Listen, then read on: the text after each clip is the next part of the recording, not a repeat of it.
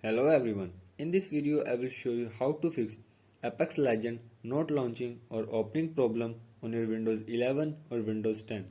So to fix this issue, follow every step as I am showing in this video, and do not forget to subscribe this channel and also press the bell icon for the latest upcoming videos. Hope so this will fix your problem and help you a lot.